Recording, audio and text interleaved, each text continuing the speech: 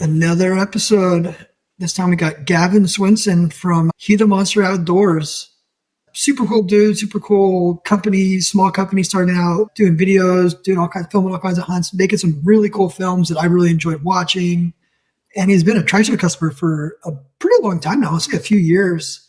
So it's been nice having a relationship with him. And I love a good hunting story. And I'm intrigued by the whole filming thing and what you're doing there because I've started trying to film and I've decided that I'm just not going to be able to film unless I pay someone to film for me because it's just, I can't do both. And I feel like it ruins my hunts. Gavin, tell me about you. Tell me about Gila Monster Outdoors. Go for it. Yeah, so I grew up here in New Mexico, little town near the border. I'm sure a lot of people know it just based off of hunting. We have some awesome elk here. But I passed hunter safety, I think, when I was like 6 or 7 years old. My dad got me into hunting when I was young, just taking me out hunting on his trips, chasing small game. And then started hunting around 8. And thankfully, I had a really good guy to learn from. My dad was an amazing hunter and harvested some awesome animals. But like any other kid, you get to high school and you get busy with sports and stuff like that, and your dreams change. And so I decided I wanted to try to get a scholarship for football, and I was really focusing on that. So I hadn't hunted for a period of probably 5 or 6 years. So I played two years here at New Mexico State University and then had to stop due to injuries. And so I had nothing else really going on. So I decided to pick up hunting again. And the first year I applied, I didn't draw anything. And I remember I was so depressed. You're looking forward to it, getting back into it, and I didn't draw anything. And the following year I put in for some elk and deer, and I drew elk archery. So had no idea at all what I was getting myself into. Thankfully, my dad and uncle had done it a lot, so they were giving me some pointers and stuff, but I'd never been in the mountains in September. I'd never heard a bugle in my life up to that point. So it was You know something the tag. completely. Oh, yeah. And so I draw Awesome. this tag, How do you and start? I didn't have a bow. I didn't have binoculars. All the camo I had didn't fit me anymore. I didn't have a backpack, no boots, nothing. I was like, what am I going to do? But so I started looking on Rock Slide, watching YouTube videos, just taking in knowledge as much as I could and looking online and shopping. And so I got myself just the necessities that I needed. And that was it. I bought some nice camo and some boots and some binos because that's what everybody said. And that pretty much took up all the money that I had saved up. So thankfully my uncle's about the same size as me. So I was able to use his bow. So that was really nice there. But yeah, it was crazy. I had 4 months to prepare, and it felt like every day I was trying to figure something out for elk, like looking online, listening to podcasts, just everything I could possibly do. And So it just is crazy. how big of a bull did you kill in your first elk hunt? I was supposed to kill a really big Oh, bull. you seriously killed one? I did. I got one. Oh, It was dang, the dude. I thought I second to was last just day. joking. No, I got one. Oh, dude. It wasn't very easy. It was the hardest hunt I think I've ever hunted in my life, just because I wanted one so bad. But when we drew, so me and my cousin applied together on the same application, and so we both drew. And so he had hunted elk before, so I'm going in this whole time thinking that I got someone with me the whole time. But his best friend was getting married in Ohio, so he wasn't going to be there till the last few days of the hunt. And so my dad and my uncle, we drove up there and we drove in 5 miles. We set up a tent, a cooler, ice chest full of food, some waters. And they said, all right, figure it out. We'll be here in 10 days. And so they left Oh, me no out way. there by myself. And I had never been out in the mountains by myself before that point. And it was a shell shock for me. You're in the woods by yourself. You don't have anyone to talk to. I was seeing animals. I passed up a small 5x5 I think the first or second day, just because I was like, let's see what else is here. And then a couple raghorns. I actually saw the biggest deer of my life, like 30 yards away from me. I was sitting water the first couple days, and I took a nap about noon, and I look over to my right, and there had to be, he's probably like 180 to 200 inches, just big, solid velvet buck, just standing 30 yards to my right. Couldn't believe it. Got him on video, and that's what started the whole ordeal. But my cousin came up, and we were going to sit some water the last few days in the evenings and then hunt hard in the mornings. So we sat at these two tanks that were probably a mile apart, And the plan was, if someone gets a bull, we're going to meet in the middle at the side-by-side and wait till dark so the other guy doesn't get messed up. I'm sitting there reading a book in the blind, and I look up and I see a nice 7x7 coming in. And this is the first real big bull like I had ever seen in my life. So I'm shaking real bad, trying to stay as calm as I can. And he gets into about 40 yards. So I draw my bow back in my blind, and I'm getting ready to rise up and take the shot. And all these cattle just come busting through the tank. And so I'm sitting there, what the heck happened? Like, why did these cattle just come running through the tank like that? So I'm sitting there angry and frustrated. And I look over to my left, and my cousin's walking towards me, shaking his hands up in the air like this. And I'm like, you got to be kidding me. So he got a bull that night. So we almost doubled up right there. And we walked back, and it got dark, tracked his blood as far as we could. And we didn't want to push him because it was so late. So we decided we'll come back in the morning and we'll track him. So we dropped him off in the morning. It was the second to last day of the hunt. And my dad was like, I'm here. Let's just go see if we can find something. So we climbed up this one ridge, and I was seeing bulls, but they were like 3 miles away. And for me at the time, that just seemed way too far. Like it just wasn't possible. And so we ripped a few calls, and lo and behold, we got a bull to reply to us. And he came walking up this ridge, kept responding to us, which I'd never had. It was the first hunt in New Mexico, so it's pretty hot. And I'd never had a bull respond back like that this whole hunt. So I was getting excited, and I could see him once he got on top of the ridge through the tree line. He was only like 50 yards away most of the time, and I could see his butt, or I could see his antlers moving through the trees. And I could never get him to come in. And I told my dad, I was like, you know what? It's the second to last day. We got a bull down there. I'm going to go give it a shot. So I dropped my pack and my binos, and I just went to stalk him and see if I could get a shot. And I worked through the trees and got into this circular opening on the ridge. And I'd seen something out of the corner of my eye, and there was just a tree shaking. And I could just hear his rack raking that tree. And my eyes got big, and I started shaking like crazy. So I get to where I can get a shot, and there was just tree limbs everywhere. And I was like, I can't get a shot on him.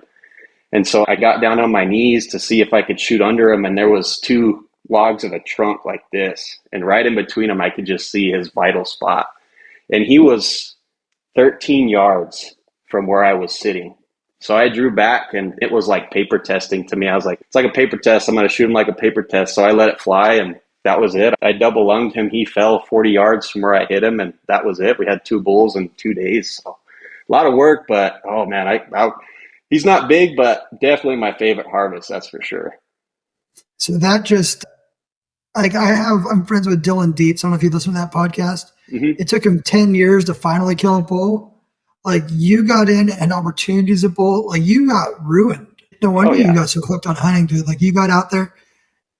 One thing I can say too on the sitting water thing, I feel like that is such an underrated thing now with like Western hunting, especially New Mexico and Arizona.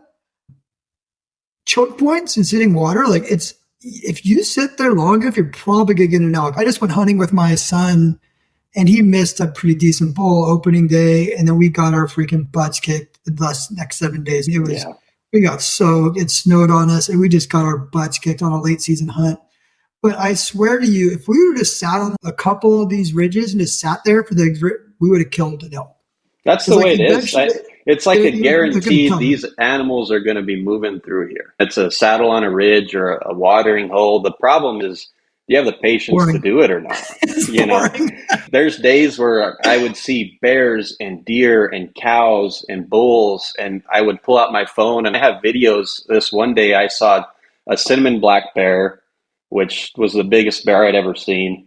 And then I saw 20 cows come in at one time with a bunch of fawns. And then there was 2 bucks feeding, and it was like every hour something else would come in. But then for 3 or 4 straight days, nothing would come in at all. And then you would hear all the bugles around you, and then you want to go out and explore, and you don't sit water, and that's when they come in. It's just hard to do, but it is very successful. I still do it sometimes to this day if I can have the patience for it. Yeah, and I get like with archery, elk hunting, especially in the rut, like you want to chase bugles. That's the fun thing about it. It's awesome. But honestly, like if you're just getting into hunting, if you could find, especially if it's dry, like the hunt I just went on, it rained and it wasn't dry. There was water and rocks. There was water. I mean, the water wasn't going to be a factor anymore. Once it rains and you get water holding up spots, water's not going to be a factor anymore. But Right. some of those dirt tanks in New Mexico and Arizona are just golden. Like you're going to have, I mean, my first bull I ever killed, we hunted, we didn't even see an elk for 6 days. And I sat water the last day. And I swear to you, like it gives me goosebumps thinking about like the noise of that thing coming through the trees. Yeah. It was like dusk. We have 10 minutes left. It jumps they have the barbed wire fence. It jumps the fence. And I just freaking hammered him, man. 75 yards. Honestly, I shot him like 4 times. Like I shot him, perfect shot. Walk into the water. I shot him in the water. The guy did. I was like just flipping out. I mean, we were hunting for seen elk for 6 days. Then I shot him again, and then he went down to try to get up. I shot him in the neck. Like I was just like, you are going to, at this point, I think this is like 2017. I listened to so much Randy Newberg. Like you shoot them till they're down. Dude, Yep. I don't know how, it mustn't sound like I had a semi-automatic rifle and I was shooting a bolt action. I was just like reloading and hammering. But it was an effective method and it worked. It doesn't always work, but it really is an effective method. So how old are you now? How long ago was this? So I'm 25 now, and I think I got that bull. I got that bull when I was 21. So I was Okay. 21 years old, and that was the first time that I'd ever drawn elk, and I'd never seen a bull before this hunt, just because I was never there looking for them. But for that age, I've been told by a lot of people to go on your first hunt and get an elk like that. It's a big deal, and I was pretty spoiled by it. Thankfully, my dad and my uncle they hunted really big back in the 90s and in the 2000s when bow hunting wasn't as big as it is today, and so they learned very well, and they put me in some of the right spots where I needed to be. But sitting in the water and having elk come in like that, I swear that it gets your nerves going worse than calling one in, I think, because it's just so freaking unexpected. And to have it happen, I thought I was going to get one at water, but the fact that I didn't, I was more thankful. I think I felt I earned him a little bit versus just sitting and waiting, but I don't really think there's a difference, honestly. If you get a bull, especially in a desert like New Mexico, it's a big deal. Yeah, that's awesome, man. So you're talking about, this was like your first time really getting back into hunting and you were already filming like at this point, right? You were actually like recording a little bit on this hunt because that's what your passion is now. I don't want to put words in your mouth, but like you're passionate about filming hunts, right? Like you really do enjoy that. Is this what sparked it? Recording on your phone? Is this what sparked you wanting to actually film hunts and start making stuff? Because you're doing some pretty cool stuff. And it's only been like 4 years. No, thank you. I appreciate that. But no, this hunt is what gave me the bug to start filming. It's when I was telling you how all those animals are coming into the tank. I was just pulling out my phone and just recording them. I'd have videos that were like 5 to 10 minutes long of bears just walking in and watering and does running around and I even filmed a stock. It was the worst filmed video you'd ever seen in your life. I had my phone in my pocket just so that you could hear the bugle and I could hold my bow. But what really got me into talking to the camera is I had been out there, I think, 8 to 9 days before I had seen someone straight. And I was seeing all this cool stuff. And I got to the point where I was talking to myself. And so I started videoing myself like, hey, I saw a couple elk today. Like, this is what kind of went on. And I just kept doing that. And once the hunt kind of started, or once the hunt was over, I told myself I should just start filming everything. If you're not doing, I'm not doing it to get famous by any means at all. I do it because I love it. But one of the other reasons I do it is because my grandpa he was diagnosed with cancer a few years ago. And he really loved the outdoors, going hunting with us and camping. It's another form or a method for me to let him experience what we're doing out there without actually being there. So it was mainly for that and for our family, just and friends, showing them what we're doing out there. But it's morphed into something else now, and I think it's getting bigger than I thought it would be. That's really neat, dude. Are you doing a lot of stuff? Like you talked about being out there for 10 to 12 days on your own. Are you doing a lot of your stuff solo? Like that's admirable to me. Cause like I just did 14 days with two of my boys. We sent one boy halfway home. By the time I get to like day 8, you're married now, right? I'm engaged. You're engaged. Okay. That's married. Like I have 5 kids. And by the time I get to like day 7 and 8, man, I really start missing my family and wanting to go home. And I really have to I'll have like really big loads on those hunts, and I'll tell my wife, like, hey, I really miss you guys. I miss the kids. Like you start missing like the normalcy of life a little bit. Yeah, no, I think And that's then you have so 100% many true. highs as well. Like you'll be like, you don't care, but then like I start dealing with this. Are you just like able to solo hunt, like no problem, or you don't like? How is that for you? If I have to, I will. I have that hunt. I hunted solo for a few days. Thankfully, I had people there when I got the bull. Otherwise, that would have been a completely different story, I think. But most of the time, I have Nick with me. We do a lot of filming together. I'll go scouting for a couple days by myself. And then I hunted Barbary sheep in January of this year. And I actually did that hunt solo, but it was only for a day. I got lucky and found a Barbary sheep on the first day. But like one of the things that we've been talking about this year is I'm trying to explore into other states for hunting elk just because I haven't drawn in the past 2 years. Really like taking other people, but I really want to hunt elk again. So I've been talking to Nick and Cody, the guys that I hunt with, and or with our schedule, it's hard to make it out there. So it's looking like my first out of state elk hunting experience next September is probably going to be by myself. But I'm probably going to miss some things from home, my fiance and stuff. We just got engaged this year, so I can see that playing a role. And then I have a dog Boomer who I hang out with a lot, so that's another thing too. But yeah, I think it's going to be tough, but we'll see how it goes. When are you guys getting married? So we actually have a couple friends getting married next year, so we're going to wait till 2025. So I'm trying 2025. to coordinate and plan around as many hunts as possible. That way our anniversary doesn't hit any hunts. Just make sure when you get her pregnant, it's like in September, Right. not like now. Like if you don't want to have that kid like August, September time, it's just gonna mess. This is selfish, but you want to make sure you space it out. Like one of my good friends, Jake, was on the podcast. Like he has 3 kids in September, and I'm like, what? And he's a huge elk guy, like loves elk. What were you thinking? He's like, I don't know. It's just what God did. I think God wanted him to be born then. I don't know what happened. Yeah, that's the plan. We'll see. We'll see what she says. She's going to have a bigger say than I do about that, probably. Yeah, they. So now you've done this, and now you've started to film hunts, and you're filming like you guys are really big into bear hunting, right? Mhm. I've seen a lot of bear videos, right? And you're just filming everything. So how did that come about, and how's that going for you? Tell me about it. So it was an interesting deal. After I got back from that hunt, I went on a couple other hunts that year, especially with my buddy Nick, and got really close with him. So I just shot him the question. I was like, hey, do you want to film some hunts? And he was like, yeah, let's do it. And so the next year we drew some hunts, and the only thing that we used to film was our phones. We bought like those gorilla tripods and Mhm. the little fuzzy cheap mics, and we were just filming. And we started with our scouting trips. We were going up into the Gila wilderness scouting and filming, and we realized we should probably get another guy with us. That way, if two of us draw, we can have someone filming while we hunt. So we brought another one of my buddies, Cody, who I also went to school with. And so it became a group of three.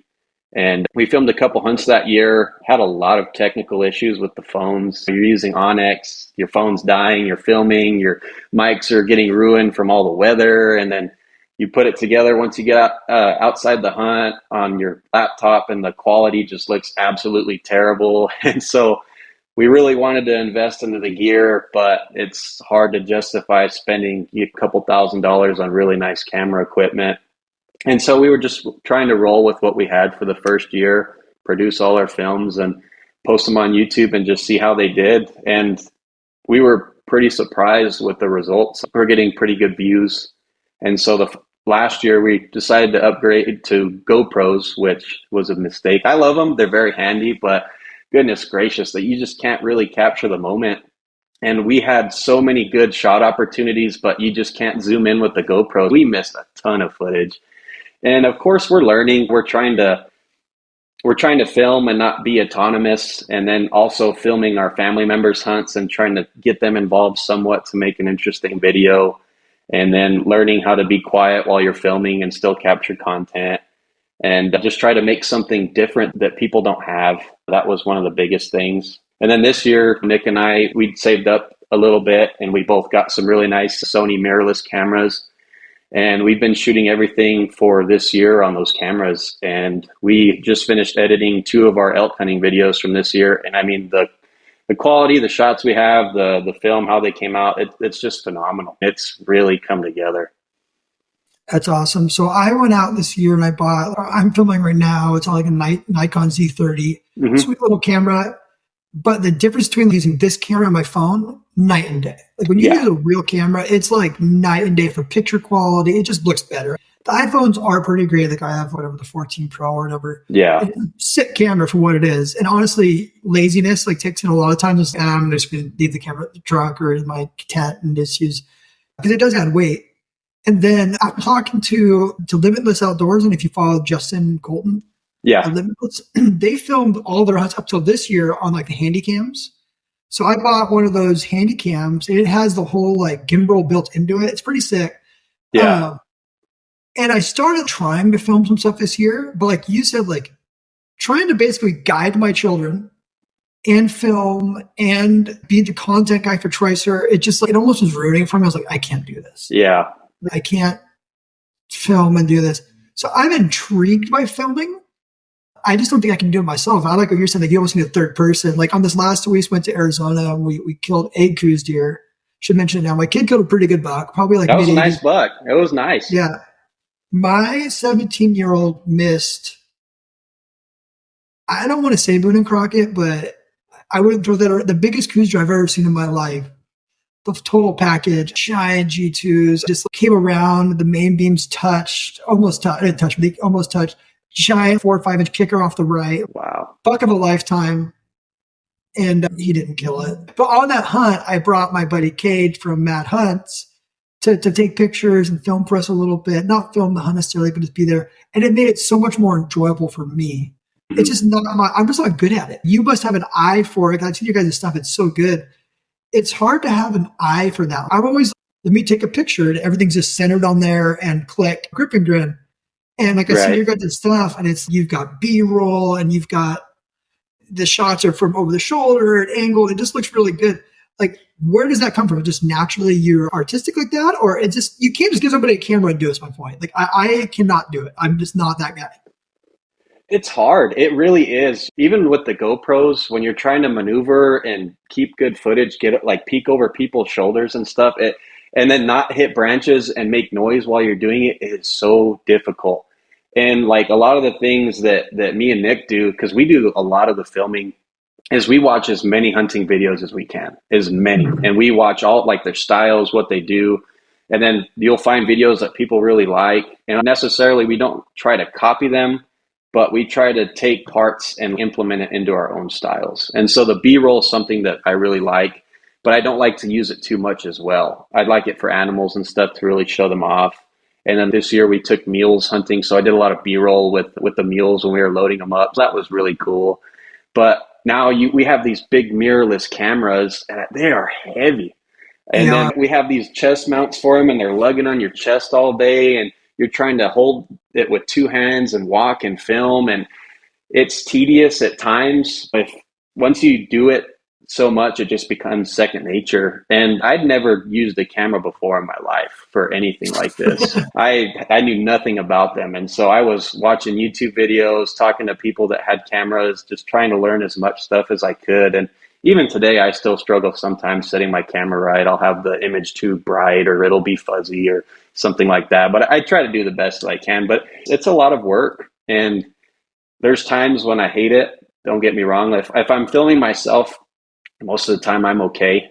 But my dad, for example, we took my younger brother on a hunt, and he likes to glass and he hates driving. And my brother can't drive. So I'm trying to drive, I'm trying to film, I'm trying to glass, I'm trying to do this. It's times like that where it gets to be a little bit of the pain in the butt, but we're getting used to it. We're figuring out new ways to film. And for example, we're going on a Barbary sheep hunt this weekend. So thankfully, I'm going to have Nick with me. So I'll get to guide my brother and my dad around a little bit and have Nick filming, and I can film as a backup. So we work around it the best we can.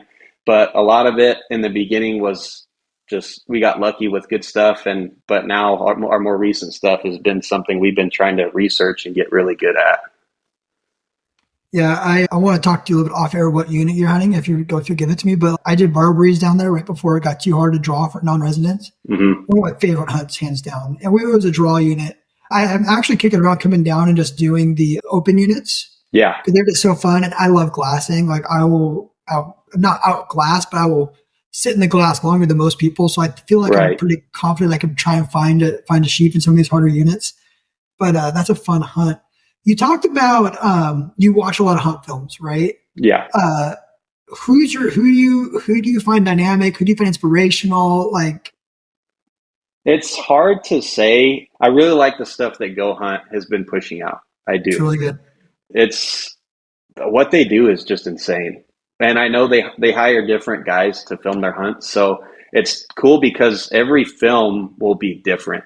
Versus some guys, you'll see the same aspects in every film. These guys, sometimes they have different guys coming in and filming. I think they had a guy from New Zealand. I was listening to a podcast. They had a guy from New Zealand on, and it's just their films are phenomenal. They are so good at telling a story and capturing the hunt. And one of my favorite things is they capture how hard the hunt is, and not a lot of people are able to do that. Not in 15 minutes. Yeah. Day hunt. So do you? I have a little bit of a relationship with Luke Dusenberry. So Luke films a lot for Go Hunt. He's a Christian dude. He's someone you should reach out to and talk to because he's just a super cool dude, and he's filming a lot of those hunts. And you can tell, like when it's Brady's hunts, it's probably Luke going now because like Yeah. Luke's dumb enough to go with Brady. And so it's that's a whole nother thing too. Is there's a lot of like hipsters that film. Hmm. There's no way they're gonna survive hunting with me. Oh no. They're gonna be. I quit, dude. Like on this last elk, I started going like hypothermic. Like the snow all melted. It snowed like 4 to 6 inches, and then it melted. And I didn't have a rain pants on, and it freaking seeped into my socks. I had like 2 inches of water in my boots, and I started like shivering. Like I had to make fire. My kids are like, "What's wrong with them, dude?" I'm serious. Like I don't joke around. Like I consider myself like a gritty person, a tough person, Hmm. and we had to make a fire and dry our stuff out. And I could not. There's a lot of filmers who just be like, "Yeah, screw this, man. I'm out of here." Oh So yeah, 100%. There's a difference between filming and like the way I see it is I think this has to be the toughest filming there is. Because most of yeah, the productions, movies, TV shows, whatever you're doing, it's always a set environment. You're going through the mountains, the weather's changing, the sunlight's changing, you're going through the shade, you're hiking and some of the probably the worst country ever, and trying to keep up with hunters who work out for months at a time and know how to get around in the mountains. It is tough. Yeah, I think that I wouldn't necessarily call it a market, but I think there's a lot of opportunity to pick up films for other people, and hopefully in the future that's something that we could do. It's nice to have a cameraman that not only can capture your hunt, but can throw some meat on his back and get behind the glass when he needs to. yeah. I already told you that we'll probably be talking next year because I don't want to film my own hunts.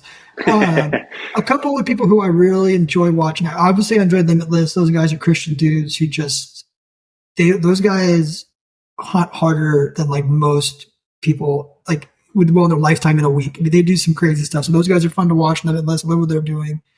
I love what Grady's doing. I think Brian has a way of showing a story Mhm. and really bringing you into it. And also, like, he's very descriptive with like pop outs and points, and like he brings you into that moment. Right? These guys are hunting for Right. 14 days, and then they're putting it into a 20-minute film, which is crazy to think of. Right? Right. There's a lot that goes into that. So I like Brian's stuff. And then someone else who I don't have a relationship with, Stone Glacier, has some really good hunts. I love Yes. Stone Glacier hunts. I feel like they have some of the. I do love Go Hunts too. Go Hunts are phenomenal. I watch all their stuff, but I really like Stone Glacier stuff too. They have a way of filming that this is really natural, which I like these. And I think Go Hunt and Creating Limitless do the same thing. You guys as well. It's like it's almost like you're there and it's not a production. I Hmm. don't like a production, right? And I think that Ranella really did a good job of like starting this trend of getting away from this. Like when I was a kid, because I'm almost 40 now, it was all like it was a production, and then there was a kill shot, and then there was like 6 more shots of that kill shot, and Yeah. then they always killed something. And but it was just you're just watching it for the kill shot versus now, like if you could take me into the Gila Wilderness, which I try and draw every year. I try and draw out of Leopold. I try and draw those units. I don't want to name numbers off in New Mexico, but I, I feel like it's getting hard to draw.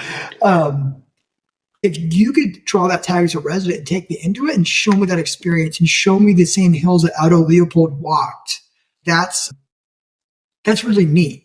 More so than the kill, right? Even with these hunts I just went on with my kids, like I'm almost glad that he missed a bowl opening day. even though I was like really bummed at the time because I was tired. Then we hunted 7 more days and we got to have that experience. And I can tell you Oh right yeah. now that my kid has more grit than 99% of men. His right knee he packed an elk out. We packed out 5 elk in Utah this year, cows. He tore his knee. Like he's going to the doctors on Friday. I told him, you can't go to the doctors until we get back from these hunts. And that kid, the torn knee, I'm assuming it's torn because it's still swollen the size of a softball. He got up at 4 a.m. and hiked in and had that grit to be out there freezing his freaking nuts off, glass of elk, and and they live in hellholes, drop it down. We were doing over 100 floors a day, like 8 to 10 miles. One of our pack outs took us 3 hours to get out. So we started packing at 5, and we didn't get Wow. back up to where the truck was until 8 p.m. Right? And if you could film a film and Oh yeah. have me experience that, I really enjoy that way more than the kill. I enjoy hunting and glassing and the experience of being with my sons and being out there and just way more than the kill show. And that's what I like what you guys are doing. Yeah, the biggest thing for us is just trying to show people it's possible. So we're trying to Mhm. show that it's not as hard as some people make it out to be. Granted, are you going to be successful as much as a lot of these big time guys? Probably not. I've only ever killed one elk. It just goes to show. I've been on other hunts, but when my brother, we got him an elk this year, and he didn't get an elk for 2, 3 years. And my other brother, we got him an elk this year. He didn't get a bull for 2, 3 years. But they go on these hunts and get to see that it's possible. They work hard, they persevere. They're in places that they never imagined that they would be in, hiking miles a day, learning to work hard. And not only that, but have a good time hunting and enjoying time with your family and capture that for our viewers out there. I think it does a lot of good for the hunting community. That's awesome. So what is your jam? I feel like your jam's bears, but I'm wrong. Like, Me, is so it bears? What's your thing? I love bears. I've never gotten the chance to shoot one. I almost did this year. I drew on a sow, but her cub was still with her. So that kind of sucked. For me, I love oryx. It's one of the funnest hunts, I think, in the US because you're hunting antelope, but they're a lot bigger. And the environment they're in is just insane. And I think they're some of the most beautiful animals that we can hunt here in North America, and they're insane. So Um, off range oryx then. Oh yeah, they're a blast. And then Yeah, I elk. need to do all Everyone that stuff. loves elk. Everyone loves elk. I love elk. But if I was going to pick one thing, it'd have to be oryx. And if I was going to say you put in for one hunt here in New Mexico, that's what it's got to be. They're fun. You have the whole month off range, and they just taste amazing. Do they? And so I've seen them off range in my Barbary hunt. I really want to do that's a hunt I wanted to do as well. Put in for that and do. I put in for it every year on range. I don't know if you heard. I had a podcast a few months ago, and the guy actually drew 2 oryx tags in 1 year. He drew on range oryx tags. He made it seem like the almost like dove hunting when it comes to hunting. Because on white sands, it was just like you drive out. He said they got like a mile out, and people were just off the road shooting oryx. Yeah, that's The off crazy. range thing's intriguing. Like when you go on range, you get your pick of the litter Mm-hmm. because I think most of the time you only have 2 to 3 days to hunt them on the Yeah, entire hunt two on days that a week. on that Yeah. range. So they don't get pressured a whole lot. And then that's also where they were started was on the missile range. But off of the missile range, there's still times where we'll see 20 to 30 oryx in a herd, and I'll pass them up as well. They're out there. We try to capture it as much as we can in our videos, but it's most of the time you're in that flat land and they're 3 miles away, and you can't even tell what it is on video, but you know what it is. Yeah. It's when you see one like I've had them at like 80 yards. I've had them multiple times on some sheep hunts down there. Hmm. Uh, they're just wild. They're a wild animal, and they've got like the grays and the stripes and the whites, and then the giant, I guess you call them horns on those animals right now. They're just they got the eye patches. They're a really cool animal, really cool critter, and they're big, man. They're like Yeah. 500 pounds or something. They're not like it's not an elk, but it's not a deer. It's Yeah. like right there in between those two. It's maybe a cow size. I would say so. It's like a cow, maybe smaller. I don't know. It's in that range. It's a big animal, and they're pretty. And I really want to get one and have one like on the wall behind me right here, just the hide. I don't really care so much for I have the Euro, but the hide is just slick looking. Dude. It's beautiful. And then I didn't do it with mine, sadly, but they'll take the tail and like work with it. So it's like the long tail and you like pin it to your wall. I think it's just one of the coolest things ever. And I don't know why I didn't do it, but it's neat. I hunted in Argentina in 2016 or 17, and really cool ranch house. And the owner, it was just like, he's like a world renowned big game hunter, right? Trophy hunter. They hunt different down there. These guys, only people who hunt down there have a lot of money, and it's all trophy hunting. But in the room where you ate every night, there was a zebra pinned to the wall. Wow. It was bitching, and I'm like, man, I would love to oryx. And that's it, stuck with me. That's why I want the oryx like that, just pinned on my wall somewhere. My wife probably won't be stoked on it. I'll just tell her I'm going to put it over our bed, and then hopefully I'll get it somewhere else in the house. Yeah. But we're actually building, I'm in my new office right now. We're building a whole new Tricer studio, and she's like already planning on like moving everything in here. I'm like, no, it's got to stay in the house so when I can see it, I can talk about it. I like having my critters in the house. We only have, well, my boy is a big shoulder mount guy. My boy has a few full mounts in his bedroom. My 17-year-old, I like Euros. I think they're neat. They're clean and they don't take up room. The shoulders are awesome. Mount. I have one deer that's shoulder mounted, but the rest of the stuff I've harvested, it's all Euros. And I think the Oryx Euro is pretty neat looking. I'll have to send you a picture of mine after this podcast. Yeah, when I'm going to Sonora in January, and the buck that we're talking, I want to shoot a buck over 110. Mm-hmm. That buck is probably going to get shoulder mounted. But again, it's a coos deer, and they're so small. Like a bull elk you need to have at least 12 feet of ceiling. Like if you try to bull elk into an 8-foot room, like just my office is just 8-foot ceilings. Like you already put the bull in here. You have to start at the ground and have it go, their antlers touch the top, and they stick out 4 or 5 feet. They're just a very big animal. Oh, they're ginormous. So you keep talking about your bow. Are you just strictly bow, or do you rifle hunt as well?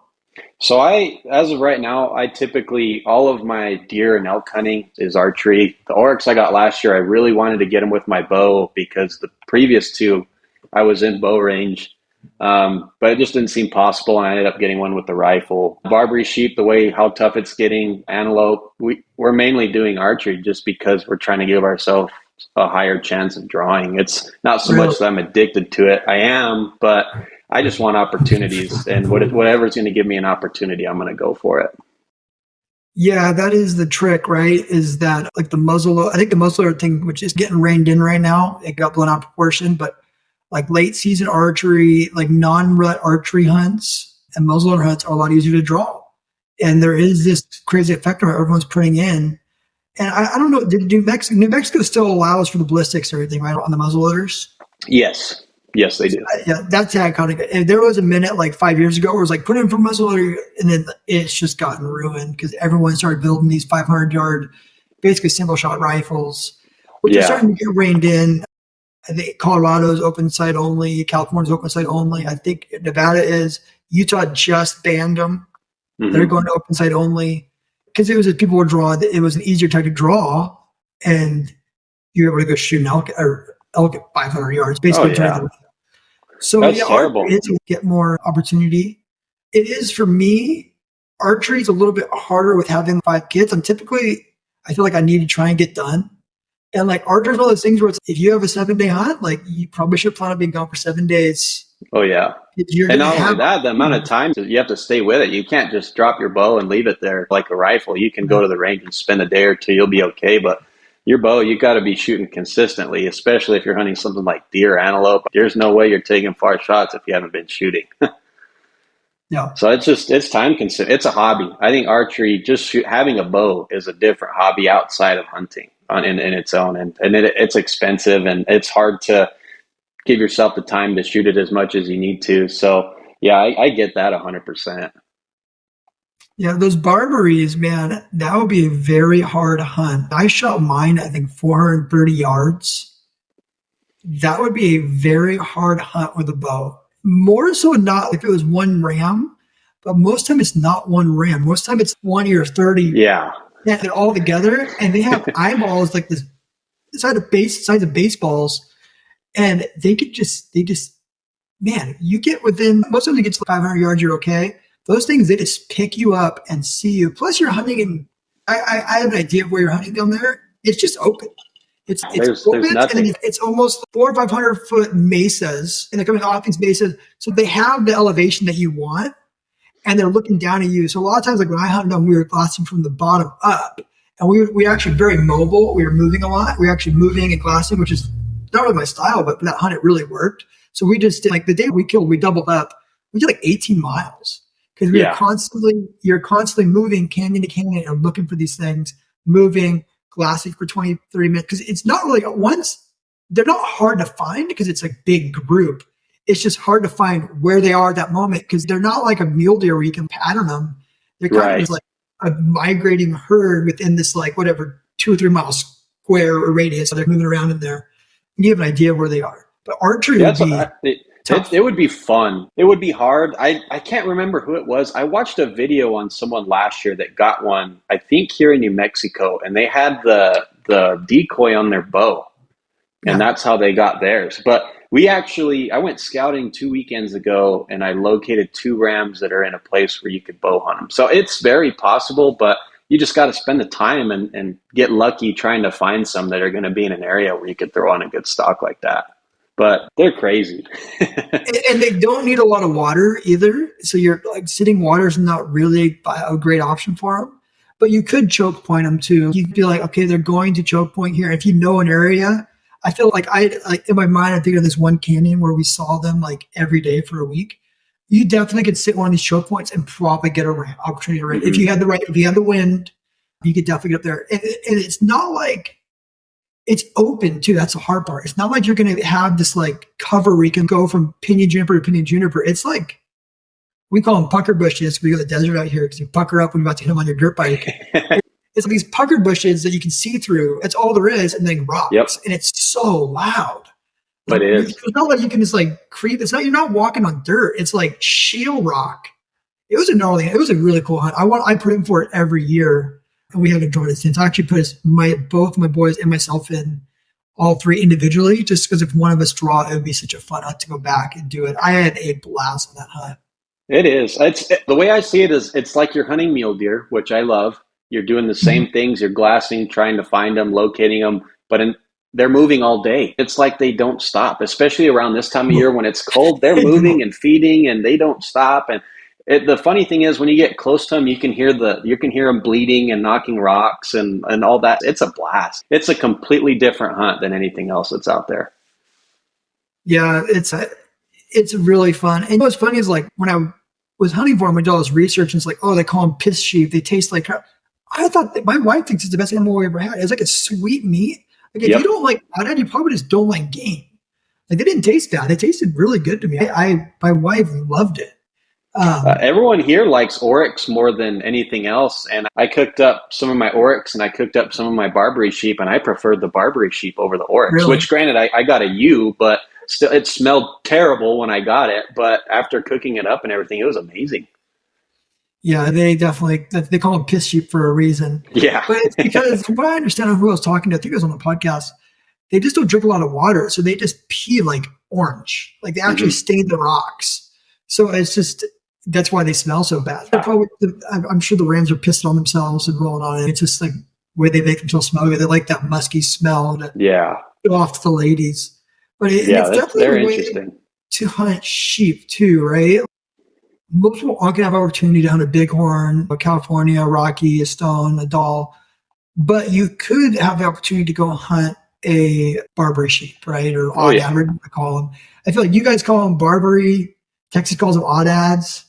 It depends on who I'm talking to. If it's people from Texas, call them aoudad, so I'll tell them it's an aoudad, or here we call them Barbaries. But yeah, I mean, you can hunt Barbaries every year if you wanted to. Texas, it's hard to find and not spoken about a lot, but there's some over-the-counter opportunities. There's ranches that you can pay to go hunt. And then here, they have the draw here in New Mexico, and they actually just increased the tag numbers. So it's still difficult. They decreased it a few years ago. That's why we haven't on the draw, so that's good. Yeah, they increased it pretty good this year and added more hunts. And so there's that. And then we have the over-the-counter opportunity as well. And that's awesome because you have the entire year to go chase Barbary sheep. So if you have other hunts that you have, you can try the over-the-counter option whenever you have time. And then also another thing too is if you don't successfully get a Barbary sheep on your draw tag, you can then hunt the over-the-counter units with your tag. So that's pretty cool too. Really? I didn't know that. That's really neat. Yeah, and another thing I like about New Mexico and some of these exotics is you can hunt them in March, February. Yeah.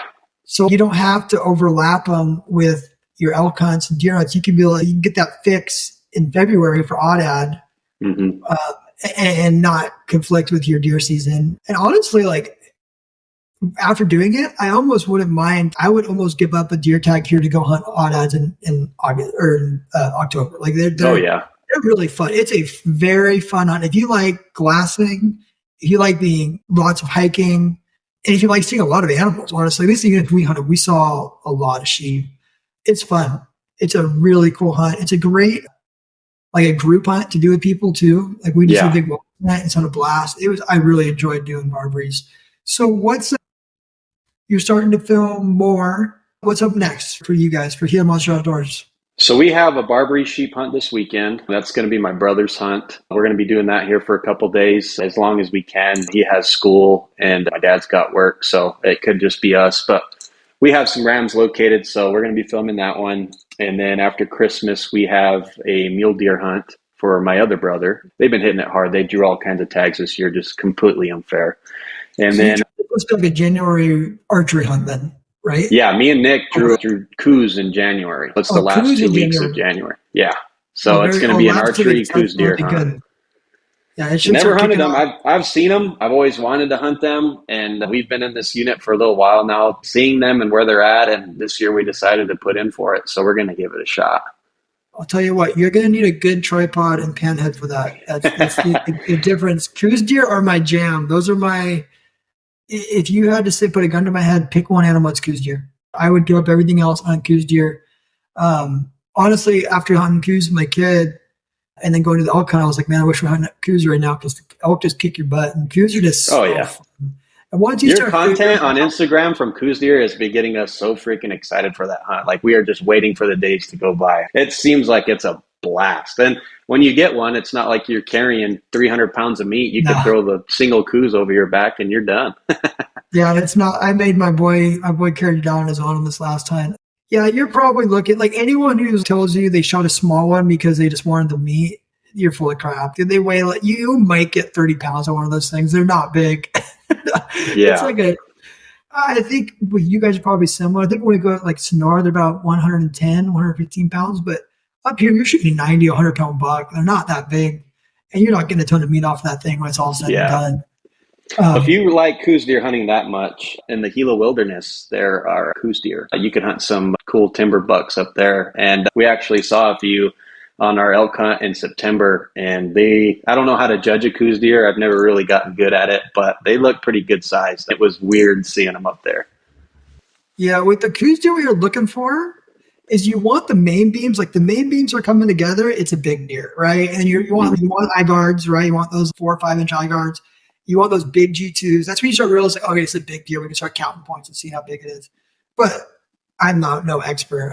It's hard because like you see a goose deer, like you talk to a guy from anywhere else in the country, they're gonna be like, that's a small buck. What is that? And you don't understand. Like my kid shot, I think it was like I had put a tape on it. It's probably mid 80s, but he had the mask, he had the eye guards. We probably passed 15 bucks till we got to that one. And that is a good representation of the species, right? You really want what you want a 3x at least. And Right. typically a 4x is a lot harder to come by. They don't really go for it. Most of the time it's a big three. That's what you're looking for. You're looking for that mass, looking for the main beams to come together, get that 4 to 6 inch gap right there. And they won't be beyond the ears either. You'll get them like out to the ears, a 13 to They 14 always inch look like spread. real baskety to me. Like it just Yeah. looks like a big basket on top of their head. Is what. But Yeah. the mass. They have a weird mass. Like it's just crazy. It's the ones that we've been seeing, anyways. They're just different. They're different. They're really cool. And the cool thing is too, I like with Kutcher, you can just shoot one that's cool too. Cause they're like, we killed a buck in a unit that nobody's supposed to be a terrible unit. We killed 3 bucks in 2 days. This is, I don't know, it's 2020 or something. Wow. And the buck my buddy shot was just a big fork. Like he was a fork, but he had 7 inch eye guards and he had no teeth left. He was an old buck. So he just wasn't going to, he'd never be more than a fork, but he had these eye guards that were 6, 7 inches. The eye guards almost went as tall as the main beams. It was really neat. It's fun to shoot a deer like that, right? Just something different. And honestly, any goose deer is a representation. And with your bow, I wouldn't be, depends on how picky you want to be, but Coos deer they are a very hard animal to get close to. Yeah. Those deer are very hard to get close to. Where we hunt, we got this one unit figured out in Arizona, and we probably see 40 deer a day. We were seeing bucks every day. And one of the last mornings, I glassed up this little buck, another buck, and then there's just a bunch of does. And all of a sudden, here comes this lion into the canyon, and he comes in, and and then we're like 450 yards from this lion. And he's on his back, and he's rolling around and doing the whole game. It was really cool to watch. I didn't get any content because I suck. I had the all and had the whole thing. And then all of a sudden this cat goes over this canyon and you just hear and this deer are like a company of quail of just deer just this cat was kill a deer. And I tried to get some friends to run it. I have some friends over there that run dogs and are houndsmen. No one wanted to drive down and hunt those. Those units tear you up. And they got that cat's paw in them. Every single you'll push thorns. I had a thorn in my finger, and it felt like I almost I don't know what I don't want to say a pimple, but it's like my finger. I'm like, man, there's something in here like a splinter. And a week later, I freaking popped that thing, and over a 1/4 inch cat snail came out of my finger. And they live in places where everything bites down there. They're really fun. So you got that, and you could probably filming spring bear, right? We don't have spring bear here in New Mexico. We do. It's a draw, but we didn't draw that this year, sadly. But we're going to try to look for some other opportunities to fill our schedule. We'll do some javelina hunting, I'm sure. And then we always go turkey hunting. So we'll probably try to hit that, do a little bit of fly fishing up in the Gila. That's always a nice little break away from everything. Yeah, so that's what we do in the springtime for now. Next year, after this year, hopefully everyone likes our stuff that we're putting out and we can experiment with some different states and different style hunts. So that's what we're looking forward to this year, though. Nice. You enjoy turkey hunting? I do. I think it's elk hunting. I know a lot of people say that, but it is. You're calling an animal in, which is, it's a blast. When you get animals to respond to you and they come running in, it's a lot of fun. We go up every year with the family. We'll go to this place near Silver City, New Mexico, go call some turkeys, and then there's a big lake there where we'll go trout fishing. So you get a little bit of everything all in one shot. We'll stay for 2 weekends, so it's a good time. That's awesome. Yeah, I've done it. I've never killed a turkey. I've called them in to people, have people kill them with me. I've called them in my kids, I called them into friends, have them kill them. It's just, I don't know why. I know people just love it. And I'm like, man, like to me, I'm just like, this is boring. It's boring, and all of a sudden it's not. It's boring, and all of a sudden there's a freaking turkey there, and it's the most exciting thing in the world. So I get that people get so hooked on it. It's hard. Like here, people have a hard time because a lot of people hunt off the road, and it's not that they're not there. They don't respond to calls. Oh yeah, they just don't respond to calls off the road, and they think it's the hardest thing ever. We'll go fly fishing back into the Gila 5-10 miles, and they'll be gobbling everywhere. And we called 2 gobblers right into our camp. Like you just got to get off the road and hunt them like elk, but no one wants to do it because it's just a turkey. So you talk about, are you guys doing a lot of backpack hunting and backpack style trips? Yeah. So most of what we do is backpack hunting, especially elk. We're doing a lot of backpack style hunting.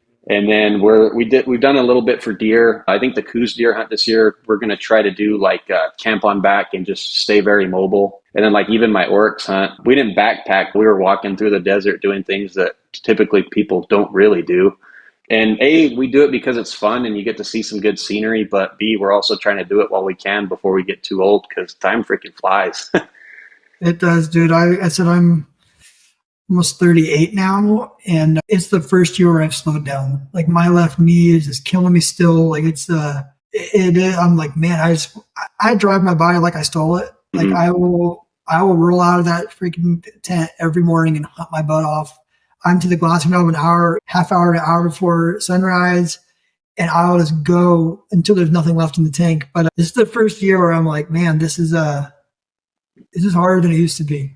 No, it is. I'm not jumping off rocks. I'm bracing myself coming off of rocks. It's harder than it used to be. Oh, it definitely is. I definitely want to get them in and do it before you can. It takes a toll on your body, even for me. We were in the Gila wilderness on mules. We went, I think, 9 miles deep this year. and just had a crazy hunt. But I think I did, all in all, from scouting through the summer and that hunt, I probably did anywhere from 500 to 600 miles, and my Oh my body gosh. was just shot. I was tired. I was in the best shape of my life, but the first weekend I had back home, I just was a couch potato. I don't think I left the couch all day. I watched football instead. Yeah. And then you get kids and you get home from a hunt and it's your wife's like, nope, take the Yeah. kids. I got home last week. I rolled into town at 2 a.m. on Thursday. I had to go to work the next day, my day job. And I got home and I had those kids all weekend and there was no laying on the couch. It was like, what's up? I've seen you forever. Yeah. My 4-year-old, even my whole hunt, dude, my 4-year-old, like, doesn't know how to FaceTime me. He's just FaceTime me the whole time I'm on the hunt. I'm like, Dad, why are you talking like that? Because I'm hunting. Stop calling me. I want to FaceTime. No, I can't FaceTime. He's like, what's going Oh, on? that's awesome. Yeah, I'm But, looking forward to the day that happens. That's really cool. yeah, it's a whole. I wouldn't trade it for the world. It's awesome getting them out there and doing it, and then having them all get older. Like my 10-year-old's on deck now, right? He'll be hunting next year. He should draw some. He has the points now. He'll start drawing tags in some states, and it's awesome. We're hitting that hour mark. Where can we find you? Where's your content at? Tell us all your Instagram, your YouTube, all the stuff. Yeah, so you can find us on pretty much all social media, Instagram, Facebook, and TikTok. It's just at Gila Monster Outdoors. Same thing for YouTube. We have a YouTube channel there with some good videos and stuff. But yeah, those are all the places that you can find us. And if you guys want to message us and learn more about New Mexico, just feel free to shoot us a message. We've been trying to help out as many people as we can. Awesome, dude. Gavin, this was an awesome podcast. Some great stuff. I'm excited for the stuff you're coming out with. And let's do it again. Why don't you guys go kill a Barbary and let's do it again in the spring and talk about that Barbary. You're a fun podcast, dude. Go follow Gila Monster Outdoors. Go watch their videos. Just some normal dudes out there trying to get it done and not making mistakes and killing animals and just giving you the real deal. So I recommend them highly. And thanks for coming on, bros. Do it again. Awesome. Thanks, Drew.